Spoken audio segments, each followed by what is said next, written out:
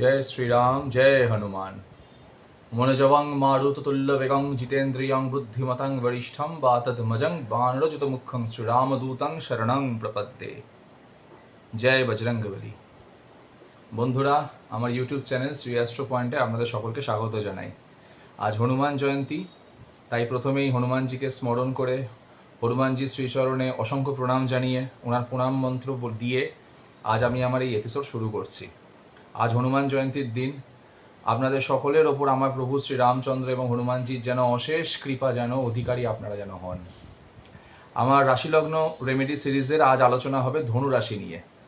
যে সমস্ত জাতক জাতিকারা ধনুরাশি অথবা ধনুলগ্নে জন্মগ্রহণ করেন, তারা নিজেদের যে কোনো সমস্যা সমাধানে, যে কোনো জটিল থেকে জটিলতম যদি কোনো বিপদে পড়ে, সেই বিপদ থেকে বেরিয়ে আসার জন্য যে কোনো আটকে থাকা কাজ, বহু দিন ধরে আটকে আছে, বহু মাস ধরে আটকে আছে, কোনো সলিউশন পাচ্ছেন না, আপনারা কোনো রাস্তা পাচ্ছেন না, এমন জায়গায় ফেঁসে আছেন, সেই জায়গা থেকে বেরিয়ে আসার জন্য আপনার যে কোনো প্রকারের ন্যায়মূলক যে কোনো মনোবাসনা পূর্ণ করার জন্য আপনারা এই রেমেডিটা ফলো করবেন।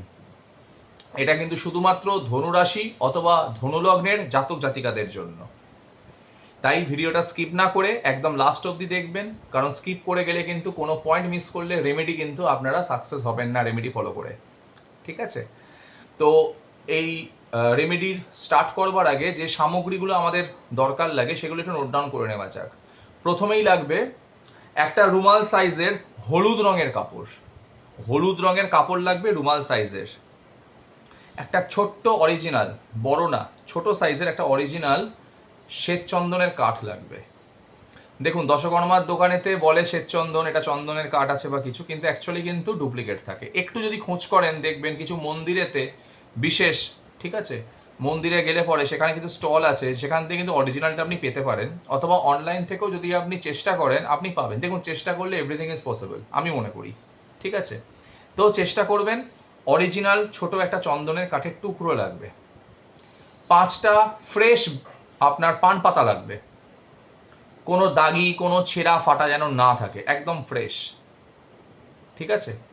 অল্প একটু সিঁদুর লাগবে, লাল সিঁদুর, ঘি লাগবে, আর একটা ছোট বাটি লাগবে।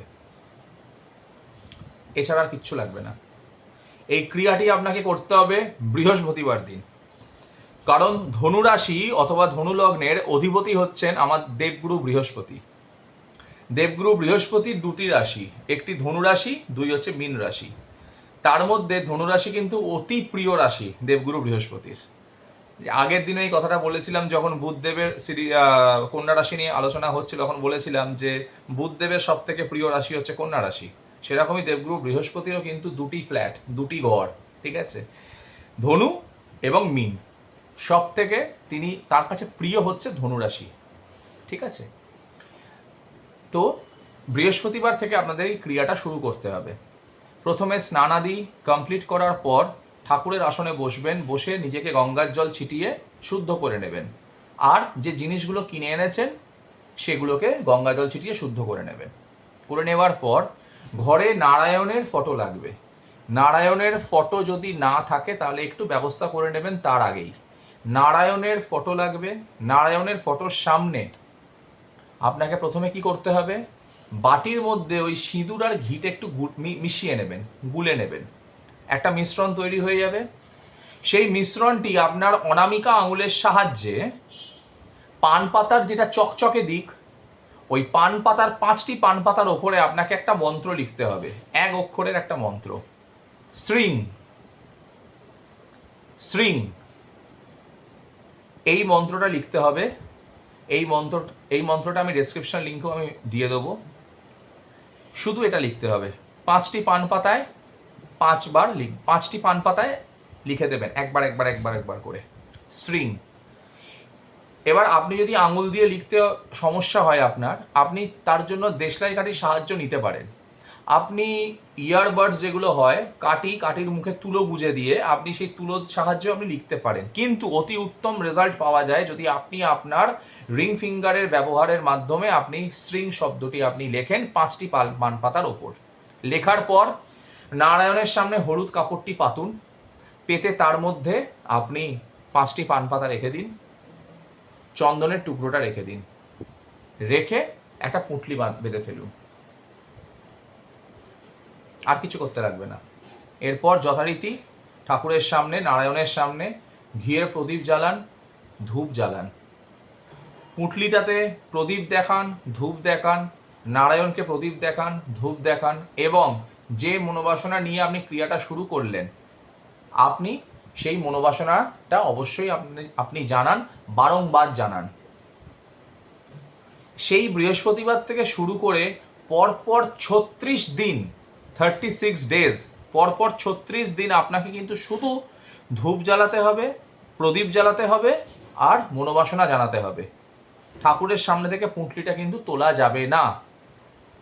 37 নম্বর দিনে আপনি পুঁটলিটা তুলবেন, তুলে ভেতর থেকে সাদা চন্দনের কাঠটা বার করে নেবেন, বার করে ঠাকুরের আসনে রাখবেন, রেখে আবার বেঁধে নেবেন, বেঁধে নিয়ে গঙ্গা অথবা পুকুরে বিসর্জন দিয়ে চলে আসবেন। উঠে আসার সময় পেছন ফিরে আর তাকাবেন না। আমি প্রতিটা ভিডিওতেই এই কথাটা বলে থাকি। চলে এলেন, ওই চন্দনের টুকরোটা আপনার ক্যাশ বাক্সে, পার্সে, ওয়ালেটে, আলমারিতে, যেখানে আপনার সুবিধা হয় আপনি যে ক্রিয়াটা করেছেন আপনার কাছে রাখতে হবে, যেভাবে হোক। আপনি দেখবেন যে মনোবাসনা নিয়ে, যে সমস্যা নিয়ে আপনারা এই ক্রিয়াটি শুরু করেছিলেন, কি দ্রুত আপনারা সাকসেস পাচ্ছেন, কি দ্রুত আপনারা সমস্যা থেকে বেরিয়ে আসতে পারছেন, দ্রুত আপনাদের মনোবাসনা পূর্ণ হচ্ছে। শুধু এই ক্রিয়াটা করতে হবে, 36 দিন ধূপ দেখাবেন, প্রদীপ দেখাবেন, মনোবাসনা জানাবেন। মহিলারা তাদের মেনস্ট্রুয়াল সাইকেলের হিসেবটা করে তারা কাজটি শুরু করবেন, এবং যখন তাদের পিরিয়ডের সময় চলে আসবে তখন তারা কাজটা বন্ধ রাখবেন ওই দিন কটা, তারপর আবার বাকি দিনগুলো কন্টিনিউ করবেন। ঠিক আছে? যার যে মনোবাসনা আছে সেই মনোবাসনা নিয়ে তারা এই কাজটা করুন, দেখবেন সাকসেস কাকে বলে। যদি এই ক্রিয়াটা পরবর্তী লাইফে আপনাদের আবার করতে হয়, মনে হলো যে 1 বছর, 6 মাস পর, 1 বছর পর আবার নতুন কোনো সমস্যা দেখা দিয়েছে আপনার জীবনে, তখন কি করবেন? তখন আপনার কাছে যে পুরনো চন্দনের কাঠটা আছে ওইটা বিসর্জন দিয়ে আবার নতুনভাবে ক্রিয়া করছেন যেহেতু, তাই নতুনভাবে ফ্রেশভাবে আপনাকে নতুন চন্দনের কাঠ আবার নিয়ে আসতে হবে। এটা শুধু আপনারা কিন্তু মনে রাখবেন। আজ ধনুরাশি এবং ধনুলগ্নের এটা অব্যর্থ রেমেডি আমি আপনাদের কাছে হাতে তুলে দিলাম। অবশ্যই এটা অ্যাপ্লাই করবেন। অ্যাপ্লাই করে কতটা আপনারা ভালো থাকছেন আমাকে অবশ্যই আমার কমেন্ট সেকশানে জানাবেন, এবং আমার হোয়াটসঅ্যাপ নাম্বারে, আমার ডেসক্রিপশন লিঙ্কে হোয়াটসঅ্যাপ নাম্বার দেওয়া আছে, আপনি সেখানেও আমাকে ফিডব্যাক দিতে পারেন। আজকের এপিসোড যদি ভালো লেগে থাকে আপনাদের, তাহলে অবশ্য করেই আমার চ্যানেলটিকে সাবস্ক্রাইব করবেন, পাশে থাকা বেল আইকনটি প্রেস করে দেবেন, যাতে প্রথম আমার ভিডিও যখন পোস্ট হচ্ছে যাতে আপনারা নোটিফিকেশানটা আপনারা ঠিক সময় আপনারা পেয়ে যান। তার সাথে চ্যানেলটিকে শেয়ার করুন আপনাদের বন্ধু বান্ধব, আমাদের ফ্যামিলি সকলের মধ্যে, যাতে যারা ধনুরাশি অথবা ধনুলগ্নে বিভিন্ন সমস্যায় জর্জরিত আছে তারা যেন আপনার এই শেয়ারের মাধ্যমে যেন উপকৃত হয়। আজ এই অবধি। আগামীকাল আলোচনা হবে শনিদেবের প্রচণ্ড স্ট্রং, মানে যে ঘরটি আমাদের 12টা ঘরের মধ্যে খুব স্ট্রংগেস্ট ঘর ধরা হয় মকর রাশির ঘরকে। কাল আলোচনা হবে রেমেডি নিয়ে মকর রাশি অথবা মকর লগ্নের জন্য। নমস্কার।